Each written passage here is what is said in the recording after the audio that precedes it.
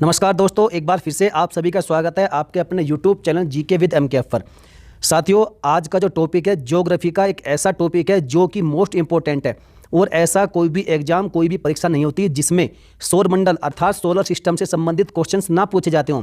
तो फ्रेंड्स, आज की इस वीडियो में हमने आपके लिए सेलेक्टिव क्वेश्चंस लिए हैं और बिल्कुल ऐसे लेवल के लिए हैं जो कि आपकी प्रत्येक परीक्षाओं में प्रश्न पूछे जाते हैं।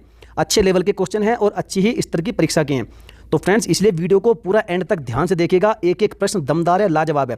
और साथियों, हमारी कोशिश रहेगी कि आपको क्वेश्चंस बताने के साथ ही साथ जो उसका आंसर बताएंगे उसको डिटेल से समझाने का प्रयास भी करेंगे, ताकि फ्रेंड्स आपको चीज़ें समझने के साथ साथ आपके दिमाग में बैठ जाए, आपको हमेशा हमेशा के लिए याद हो जाए। तो इसलिए फ्रेंड्स, सौरमंडल एक ऐसा टॉपिक है, मोस्ट इंपॉर्टेंट टॉपिक है, जिससे प्रत्येक परीक्षाओं में प्रश्न बनते हैं, पूछे जाते हैं। तो चलिए फ्रेंड्स, आज की इस वीडियो को शुरू करते हैं। पहला प्रश्न है कि कौन सा ग्रह सूर्य की परिक्रमा करने में 88 दिन का समय लेता है? पृथ्वी, शुक्र, बुध या फिर वरुण? तो फ्रेंड्स, इसका राइट आंसर है ऑप्शन नंबर सी, बुध, जिसे हम मरकरी भी कहते हैं। और साथियों, सबसे पहले तो आपको सौरमंडल को जानना बेहद ही जरूरी है। आपको जानना है कि सौरमंडल हमारा है किस प्रकार से। तो चलिए फ्रेंड्स, इसको समझाने के लिए अगली स्लाइड पर चलते हैं। यहाँ देखिए साथियों, ये हमारा सन है, ये हमारा सूर्य है। और फ्रेंड्स, आप सभी जानते हैं कि सभी ग्रह सूर्य के चारों ओर चक्कर लगाते हैं। तो साथियों, जो बुध ग्रह है यह है सूर्य से दूरी के आधार पर सबसे पहले नंबर पर है, अर्थात ये सूर्य के सबसे नजदीक का ग्रह है। कौन सा? बुध ग्रह, जो कि पहले नंबर पर। यहाँ हमने आपको क्रम भी लिख दिया है। बुध ग्रह, जिसे हम मरकरी भी कहते हैं, फ्रेंड्स यह पहले नंबर पर है। दूसरे नंबर पर साथियों यह है शुक्र ग्रह, जो कि सेकंड नंबर पर है और जिसे हम विनस भी कहते हैं। सूर्य से दूरी के आधार पर तीसरे नंबर पर आता है हमारी पृथ्वी, ये जो कि तीसरे नंबर पर, थर्ड नंबर पर है, जिसे हम अर्थ भी कहते हैं।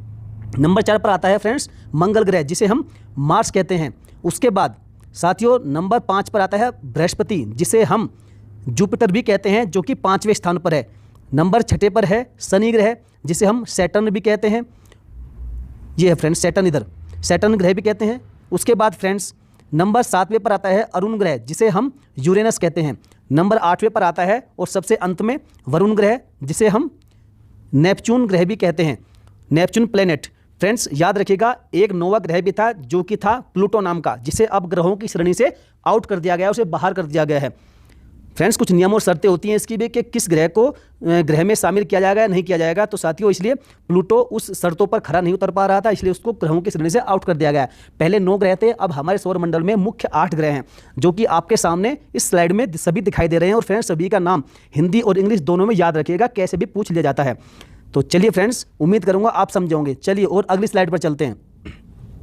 यहाँ देखिए फ्रेंड्स, एक चीज़ और याद रखिएगा, ये प्रश्न भी बहुत बार पूछे जाते हैं कि कौन सा ग्रह सूर्य के चारों ओर परिक्रमा करने में कितना समय लेता है, कितने वर्षों का टाइम लगता है। तो फ्रेंड्स, यहाँ हमने आपकी सुविधा के लिए सभी का लिखा हुआ है। ये देखिए, सबसे जो पहले नंबर पर है बुध ग्रह, यह फ्रेंड्स 88 दिन का समय लेता है, जो कि सूर्य की परिक्रमा करने में सबसे कम समय लेता है। कहने का मतलब है फ्रेंड कि सबसे कम समय में, अर्थात सबसे जल्दी यह सूर्य के चारों ओर चक्कर लगा देता है। उसके बाद में आता है शुक्र ग्रह, और शुक्र जो कि 224.7 दिन का समय लेता है सूर्य की परिक्रमा करने में। और नंबर 3 पर हमारी जो पृथ्वी है फ्रेंड्स, यह 365.26 365 लगभग दिन लेती है सूर्य का चारों ओर चक्कर लगाने में। और फ्रेंड्स, आपको मालूम होगा कि जो पृथ्वी है अपने अक्ष पर 23.5 डिग्री झुकी हुई है और यह अपने अक्ष पर 24 घंटे में चक्कर लगा देती है फ्रेंड्स, इसलिए दिन और रात होते हैं। तो साथियों याद रखिएगा, question is very most important कि पृथ्वी सूर्य का चारों ओर चक्कर लगाने में कितने दिन का समय लेती है। तो लगभग 365 दिन का समय लेती है। उसके बाद नंबर 4 पर आता है हमारा मार्स, जिसे मंगल कहते हैं, जो कि 687 दिन का समय लेता है। उसके बाद फ्रेंड्स बृहस्पति ग्रह, जो कि 11.9 वर्ष का समय लेता है। उसके बाद शनि ग्रह, जिसे हम सैटर्न कहते हैं, यह 29.5 लगभग 29.5 वर्ष का समय लेता है सूर्य की परिक्रमा करने में। उसके बाद आता है फ्रेंड्स यूरेनस, अरुण ग्रह, जो कि लगभग 84 वर्ष का समय लेता है। और उसके बाद अंत में आता है वरुण ग्रह, जो कि सबसे ज़्यादा अर्थात 164.8 वर्ष का समय लेता है सूर्य की परिक्रमा करने में। और सबसे ज़्यादा समय फ्रेंड्स यही वरुण ग्रह लेता है, और यह आकार में भी सबसे बड़ा है और सबसे अधिक समय भी लेता है, अर्थात सबसे देर में ये सूर्य का चक्कर लगाता है। चलिए फ्रेंड्स, आप सभी समझ गए होंगे। तो फ्रेंड्स, मैं उम्मीद करूंगा आप सभी इस स्लाइड के माध्यम से सौरमंडल को अच्छी तरह समझ पा रहे होंगे। चलिए आगे बढ़ते हैं। यहाँ देखिए फ्रेंड्स, बुध के बारे में और भी अच्छी जानकारी आपको यहाँ मिल रही है। बुध को हम मरकरी कहते हैं, ये आपको मालूम हो गया है। और फ्रेंड्स, ये बुध सौरमंडल का सबसे छोटा ग्रह है। जो बुध ग्रह फ्रेंड्स मरकरी है, यह सौर मंडल का हमारा सबसे छोटा ग्रह है और सूर्य के सबसे नज़दीक है।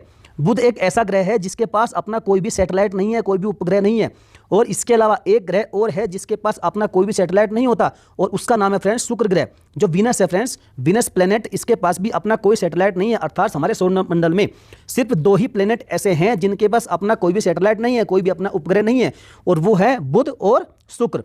ये याद रखिएगा फ्रेंड्स, बहुत बार ये प्रश्न पूछा जाता है कि ऐसे कौन से ग्रह हैं जिनके पास अपना कोई भी सैटेलाइट नहीं होता, तो वो हो जाएगा बुध और शुक्र। नेक्स्ट, कि सूर्य की परिक्रमा करने में बुध ग्रह सबसे कम समय लेता है। आपको बता दिया है कि लगभग ये 88 दिन का समय लेता है सूर्य की परिक्रमा करने में। चलिए फ्रेंड्स, नेक्स्ट क्वेश्चन की ओर बढ़ते हैं। अगला प्रश्न है कि शुक्र ग्रह के वातावरण में किस गैस के कारण वह सबसे गर्म ग्रह है। फ्रेंड्स, मोस्ट इंपोर्टेंट क्वेश्चन है, CH4, NH3, CO2 या फिर CO। तो फ्रेंड्स, इसका जो राइट आंसर है वह है option number C, carbon dioxide. Friends, carbon dioxide की उपस्थिति के कारण ही जो शुक्र ग्रह वह हमारे वातावरण में, हमारे सौर मंडल का सबसे अधिक गर्म ग्रह है। किसके कारण फ्रेंड्स? इस कार्बन डाइऑक्साइड के कारण।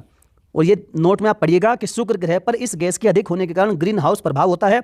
हालांकि सूर्य के सबसे नजदीक होने के कारण बुध ग्रह सबसे अधिक गर्म होना चाहिए, लेकिन ऐसा नहीं है। सबसे अधिक गर्म ग्रह है शुक्र, इस गैस के कारण। किसके? CO2 के कारण। फ्रेंड्स, यहाँ ये मान लीजिए सूर्य है और यहाँ पर ये इसके नज़दीक सबसे बुध ग्रह है जिसे हम मरकरी कहते हैं, उसके बाद है वीनस, शुक्र ग्रह। फ्रेंड्स देखिए, सूर्य के सबसे नज़दीक होने के कारण बुध ग्रह सबसे अधिक गर्म होना चाहिए, लेकिन ऐसा नहीं है। क्यों? क्योंकि फ्रेंड्स यहाँ पर इतनी कार्बन डाइऑक्साइड नहीं है जितनी कि शुक्र ग्रह पर है, और शुक्र ग्रह पर सबसे अधिक CO2 होने के कारण ही यहाँ पर ग्रीन हाउस इफेक्ट बनता है, और उसी ग्रीन हाउस इफेक्ट के कारण ही फ्रेंड्स यहाँ का जो वातावरण है वो सबसे अधिक गर्म है हमारे सौर मंडल में जितने भी ग्रह हैं उन सभी की अपेक्षा। इसलिए फ्रेंड्स याद रखिएगा, क्वेश्चन बहुत बार पूछा जाता है कि शुक्र ग्रह पर किस गैस के कारण शुक्र ग्रह सबसे अधिक गर्म ग्रह माना जाता है, तो वो हो जाएगा कार्बन डाइऑक्साइड, CO2। चलिए नेक्स्ट, क्वेश्चन नंबर 3 है कि सौर मंडल के किस ग्रह के पास कोई भी उपग्रह नहीं है। ये हमने आपको पिछली स्लाइड में बता दिया है कि कौन से ऐसे 2 ग्रह हैं जिनके पास कोई भी अपना सैटेलाइट खुद का नहीं है। तो फ्रेंड्स वह है उपरोक्त दोनों, अर्थात बुध और शुक्र, इन दोनों के पास ही अपना कोई भी सैटेलाइट नहीं है। चलिए, और फ्रेंड्स आप जानते हैं कि हमारी जो पृथ्वी है उसका एकमात्र सैटेलाइट है, अपना एकमात्र प्राकृतिक उपग्रह है, उसका नाम क्या है? आप सभी उसको लगभग देखते हैं, आप जानते हैं तो आप कमेंट में छापिएगा। चलिए नेक्स्ट क्वेश्चन की ओर बढ़ते हैं फ्रेंड्स, कि सौर मंडल के किस ग्रह का घनत्व, जिसे हम डेंसिटी कहते हैं, सबसे ज्यादा है? पृथ्वी, बुध, शुक्र या फिर मंगल? तो साथियों इसका राइट आंसर है ऑप्शन नंबर ए, पृथ्वी। हमारी जो पृथ्वी है फ्रेंड्स, यह एक ऐसा एकमात्र सौर मंडल का ग्रह है जिसका जो घनत्व है, जो डेंसिटी है फ्रेंड्स, सबसे ज़्यादा है। और फ्रेंड्स सबसे ज़्यादा है, आप देखिएगा यहीं पर जीवन उपस्थित है, इसी पृथ्वी पर एकमात्र ऐसा ग्रह है जिस पर जीवन उपलब्ध है। और फ्रेंड्स पृथ्वी जो है सौर मंडल में सूर्य से तीसरे नंबर पर स्थित है। पहले नंबर पर बुध, उसके बाद वीनस जिसे हम शुक्र कहते हैं, और थर्ड नंबर पर आता है हमारा पृथ्वी, जो कि सूर्य से दूरी के आधार पर तीसरे नंबर पर है। और फ्रेंड्स यहाँ पर ये देखिए, इसका जो घनत्व है यह 5.52 ग्राम पर सेंटीमीटर स्क्वायर या फिर 5520 किलोग्राम पर मीटर क्यूब। फ्रेंड्स ये याद रखिएगा, प्रश्न बहुत बार पूछे जाते हैं इस प्रकार से। चलिए फ्रेंड्स यहाँ देखिए, पृथ्वी के बारे में और भी जानकारी आप हासिल करिएगा। पृथ्वी को नीला ग्रह भी कहा जाता है क्योंकि इसके जो अधिकतम भाग है उस पर जल की उपस्थिति के कारण ही इसे हम नीला ग्रह भी कहते हैं। फ्रेंड्स यदि सौर मंडल से देखा जाए ऊपर से तो यह नीला ग्रह दिखाई, बिल्कुल नीला दिखाई देता है। क्यों नीला इसलिए दिखता है? क्योंकि यहाँ पर जो जल है फ्रेंड्स, वाटर है, वह अधिकतम हिस्से पर इसके पानी उपलब्ध है, उपस्थित है, इसलिए इसको हम नीला ग्रह भी कहते हैं क्योंकि यह ऊपर से देखने पर नीला दिखाई देता है। और जो फ्रेंड्स ये पृथ्वी है, यह अपने अक्ष पर 23.5 डिग्री झुकी हुई है। 23.5 डिग्री झुकी हुई है अपने अक्ष पर। और पृथ्वी के निकट जो सबसे निकटतम तारा है वह कौन सा है फ्रेंड्स? उसका नाम है प्रोक्सिमा सेंचुरी। ये भी क्वेश्चन कई बार पूछा जाता है कि पृथ्वी के सबसे निकटतम तारा उसका क्या नाम है, तो उसका नाम है प्रोक्सिमा सेंचुरी। ये भी याद रखिएगा फ्रेंड्स, सभी फैक्ट मोस्ट इंपॉर्टेंट है। यदि आपको वीडियो में दम लग रहा है, यदि आपको वीडियो में जान लग रही है, आपको प्रश्नों का लेवल लाजवाब लग रहा है, तो फ्रेंड्स वीडियो को लाइक करे बिना बिल्कुल मत रहिए। चलिए आगे बढ़ते हैं। अगला क्वेश्चन है कि सूर्य में मुख्यतः कौन सी गैस पाई जाती है? हाइड्रोजन, हीलियम, उपयुक्त दोनों या फिर इनमें से कोई नहीं? तो फ्रेंड्स इसका जो राइट आंसर है वह हो जाएगा ऑप्शन नंबर सी, ये दोनों, अर्थात सूर्य में मुख्यतः ये दोनों ही गैस पाई जाती है। फ्रेंड्स इसका जो हाइड्रोजन का सिंबल है वह है H और हीलियम का सिंबल है फ्रेंड्स He। इसे हम He से प्रदर्शित करते हैं और इसे H से प्रदर्शित करते हैं हाइड्रोजन को। और साथियों सूर्य में ये दोनों ही गैसें उपलब्ध होती है, उपस्थित होती है।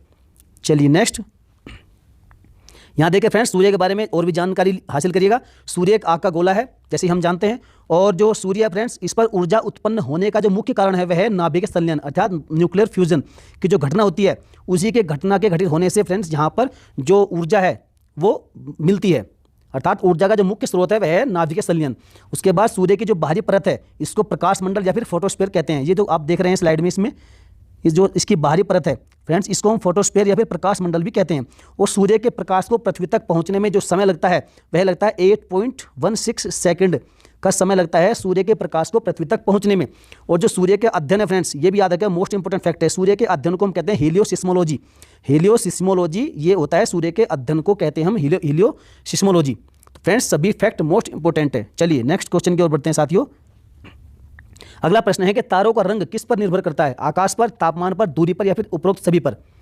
तो साथियों इसका राइट आंसर है ऑप्शन नंबर बी, तापमान पर। जो तारों का रंग है साथियों वह टेम्परेचर पर डिपेंड करता है, अर्थात तापमान पर ही निर्भर करता है कि तारों का रंग कैसा है। इसलिए साथियों याद रखिएगा, इसका जो राइट आंसर है ऑप्शन नंबर बी, तापमान पर। और जो तारों का रंग है ये अलग अलग होता है साथियों, जो कि इनके टेम्परेचर पर डिपेंड करता है, ये आपको बता दिया है। चलिए आगे बढ़ते हैं। क्वेश्चन नंबर 7 कि जब पृथ्वी तथा सूर्य के बीच चंद्रमा आ जाता है तो इस स्थिति को क्या कहते हैं? चंद्र ग्रहण, सूर्य ग्रहण, पल्सर या फिर इनमें से कोई नहीं। मोस्ट इंपोर्टेंट क्वेश्चन है, बहुत बार पूछा जाता है। तो साथियों जब पृथ्वी तथा चंद्रमा सूर्य के बीच में चंद्रमा आ जाता है तो इस स्थिति को हम कहते हैं सूर्य ग्रहण, सोलर इक्लिप्स। और समझने के लिए साथियों चलिए अगली स्लाइड पर आपको लेकर चलते हैं समझाने के लिए, आपको डायग्राम के माध्यम से समझाने का पूरा प्रयास करेंगे। साथियों ये हमारा है सन, ये हमारा सूर्य है, और ये चंद्रमा है जो कि बीच में आ जाता है पृथ्वी और सूर्य के, और ये हमारी पृथ्वी। अब इन दोनों के बीच में ये चंद्रमा आ जाता है फ्रेंड्स। जब ऐसी स्थिति उत्पन्न होती है तब ही सूर्य ग्रहण होता है। ये याद रखिएगा, आप बिल्कुल भी डाउट में मत पड़ेगा कि सूर्य ग्रहण कब होता है। जब सूर्य और पृथ्वी के बीच में चंद्रमा आ जाता है तब सूर्य ग्रहण होता है। और ये कब होता है फ्रेंड्स? ये अमावस्या को होता है। चलिए आगे बढ़ते हैं। जब सूर्य तथा चंद्रमा के बीच पृथ्वी आ जाती है तो इस स्थिति को क्या कहा जाता है? चंद्र ग्रहण, सूर्य ग्रहण, पल्सर या फिर इनमें से कोई नहीं। इसको भी समझने के लिए फ्रेंड्स अगली स्लाइड पर चलते हैं, लेकिन इसका जो राइट आंसर है वो हो जाएगा ऑप्शन नंबर ए, चंद्र ग्रहण, जिसे हम ल्यूनर इक्लिप्स भी कहते हैं, जब सूर्य और चंद्रमा के बीच में पृथ्वी आ जाती है। चलिए आगे बढ़ते हैं अगली स्लाइड पर समझने के लिए। चलिए ये देखिए, ये हमारा सूर्य हो गया और फ्रेंड्स यहाँ पर चंद्रमा, और चंद्रमा और सूर्य के बीच में पृथ्वी जब आ जाती है तो ऐसी स्थिति में चंद्र ग्रहण लगता है, और ये तिथि होती है पूर्णिमा की। फ्रेंड्स याद रखिएगा, पूर्णिमा को ही चंद्र ग्रहण लगता है। जिस प्रकार से अमावस्या को सूर्य ग्रहण लगता है उसी प्रकार से पूर्णिमा को चंद्र ग्रहण लगता है, और ये तब लगता है जब सूर्य और चंद्रमा के बीच में पृथ्वी आ जाती है। चलिए नेक्स्ट अगला क्वेश्चन है कि ब्रह्मांड के अध्ययन को क्या कहा जाता है? एस्ट्रोनॉमी, सेलेनोलॉजी या फिर सिस्मोलॉजी या फिर कॉस्मोलॉजी? तो is the very most important question है फ्रेंड्स। इसका जो राइट आंसर है वह हो जाएगा ऑप्शन नंबर डी, कॉस्मोलॉजी। ब्रह्मांड का जो अध्ययन है वह कॉस्मोलॉजी के अंतर्गत ही किया जाता है। अभी आप कॉस्मोलॉजी को समझ गए, लेकिन अब बाकी को समझना बहुत जरूरी है फ्रेंड्स। जो एस्ट्रोनॉमी है इसमें हम खगोलीय पिंडों का अध्ययन करते हैं, और सेलेनोलॉजी जो इसमें हम चंद्रमा का अध्ययन करते हैं, और सिस्मोलॉजी के अध्ययन अंतर्गत आप जानते हैं इसके अंतर्गत हम भूकंप का अध्ययन करते हैं। चलिए फ्रेंड्स सभी चारों क्वेश्चन, चारों फैक्ट बहुत मोस्ट इंपोर्टेंट है। आगे बढ़ते हैं फ्रेंड्स, आपके लिए सभी प्रश्न सेलेक्टिव लिए गए हैं, छांट कर लाए गए हैं। ऐसा एक भी प्रश्न आपको नहीं मिलेगा जो कि आपको ऐसा ना लगे कि यह परीक्षा के लिए उपयोगी नहीं है। चलिए अगला क्वेश्चन है कि सौर मंडल का सबसे ऊंचा पर्वत निक्स ओलंपिया किस ग्रह पर स्थित है? मंगल, पृथ्वी, बुध या फिर बृहस्पति? तो इसका राइट आंसर है ऑप्शन नंबर ए, मंगल, जिसे हम मार्स कहते हैं। साथियों याद रखिएगा, जो सौर मंडल का सबसे ऊंचा पर्वत है जिसे हम निक्स ओलंपिया नाम से जानते हैं वह मंगल ग्रह पर उपस्थित है, और ये मंगल ग्रह का चित्र आपके सामने है फ्रेंड्स। चलिए और ज़्यादा जानकारी आपको लेनी है तो अगली स्लाइड पर चलते हैं। साथियों मंगल को मार्स भी कहते हैं, आप सभी जानते हैं, आपको बता दिया गया है। सौर मंडल का सबसे ऊंचा ज्वालामुखी पर्वत है ओलंपस मॉन्स, यह यही है। और मंगल ग्रह को लाल ग्रह भी कहते हैं। इसका जो लाल रंग है फ्रेंड्स, यहाँ पर जो उपस्थित आयरन ऑक्साइड है इसके कारण होता है। मोस्ट इंपोर्टेंट फैक्ट, बहुत बार पूछा गया है कि मंगल ग्रह का लाल रंग किसकी उपस्थिति के कारण होता है? तो साथियों वह है आयरन ऑक्साइड। आयरन ऑक्साइड की उपस्थिति के कारण यहाँ का रंग लाल होता है। चलिए आगे है कि मंगल ग्रह के 2 उपग्रह हैं, ये भी मोस्ट इंपोर्टेंट है, फोबोस और डिमोस। इन सबको याद रखिएगा, फोबोस और डिमोस ये मंगल ग्रह के 2 उपग्रह हैं। मंगल ग्रह को सूर्य की परिक्रमा करने में आपको पहले बता दिया गया कि लगभग 687 दिन का समय लगता है। नेक्स्ट आगे बढ़ते हैं। अगला क्वेश्चन है फ्रेंड्स कि सौर मंडल के किस ग्रह के पास अब सबसे ज़्यादा उपग्रह हो गए हैं? शनि, बृहस्पति, पृथ्वी या फिर मंगल? तो इसका जो राइट आंसर है वह हो जाएगा friends option number A, Shani. साथियों शनि के पास अब सबसे अधिक उपग्रह अर्थात कितने 82 उपग्रह सैटेलाइट हो गए हैं। और पहले सबसे अधिक किसके पास थे, तो वह थे फ्रेंड्स बृहस्पति के पास, और इसके पास लगभग 67 थे।